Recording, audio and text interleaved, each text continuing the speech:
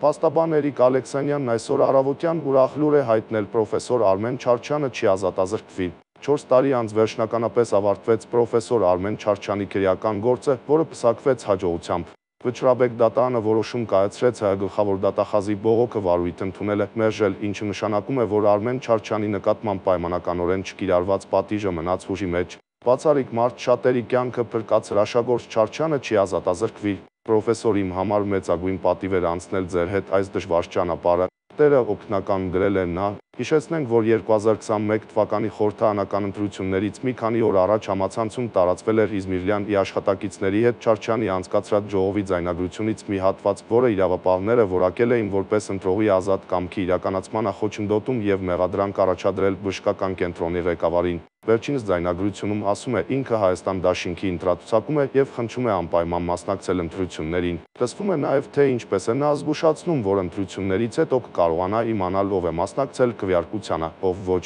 Չմասնակցողների հանդեպ էլ վերաբերմունքը կփոխվի։ Կալանավորվելուց առաջ Չարչյանն ասել էր, իր արարքը հանցագործություն չէ, իր աշխատակիցներին ոչ հարկադրել է, ոչ էլ պարտադրել արձակուրդի մեջ է եղել այդ օրերին և ժողովն անցկացրել է ոչ որպես գործատու։ Արմեն Չարչյանի կալանքը դատարանի որոշմամբ փոխարինվել էր 15 միլիոն դրամ գրավով և չհեռանալու մասին ստորագրությամբ։